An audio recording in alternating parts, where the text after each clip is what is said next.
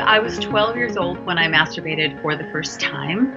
And I remember I felt so scared when I did it. I found it thrilling, but I was also very scared because I had never heard anybody talk about masturbation. I'd never heard anybody talk about sex, really. So it seemed to be this big mystery that I'd stumbled upon, but I knew that I liked it.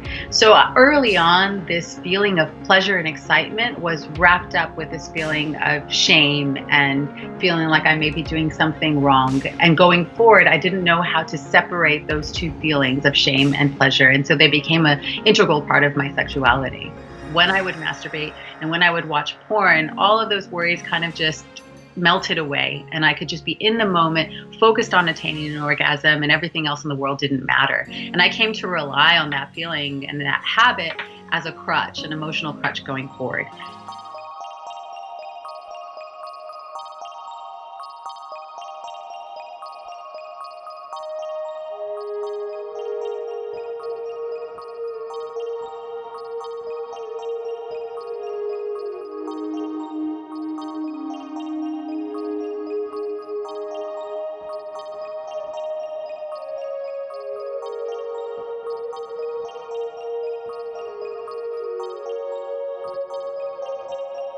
It just becomes harder to pull away from when you have endless resource to match your habits.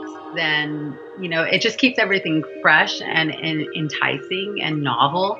And that's what addiction, it thrives on novelty, especially something like porn addiction. It thrives on novelty and having, because your interests become you become desensitized to milder clips. So you need to, have more, and you need to have, maybe things that are more intense. So I started looking at, hardcore clips, and my niches became or my interest became very niche. And so, it kind of influences how you view sexuality, how you express your sexuality, what you desire, and having that at your fingertips whenever you want, free and easily accessible, makes it harder to turn away from.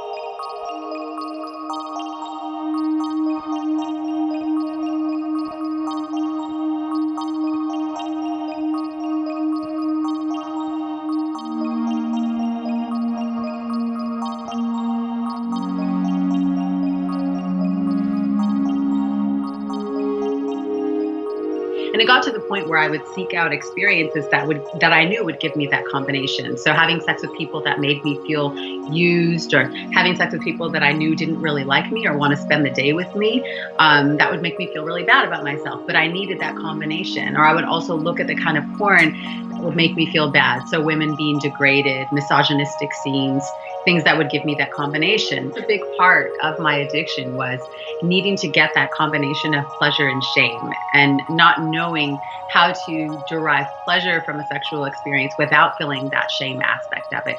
But I really felt like it was a problem that I needed to deal with and I needed to change when I was in my 20s, because I became too aware of the pattern that I had fallen into. So anytime I felt like I was growing close to somebody, or that I might love somebody maybe, or they cared for me, or they might love me, I felt like that was all too scary. I didn't want to deal with intimacy. I felt like there was too much to risk there. And so it led me to feel really lonely for a long time. And I didn't want to do that anymore. So I had been sabotaging all of those relationships that I felt were important and meaningful to me. And I had sabotaged one relationship in particular towards the end of my 20s.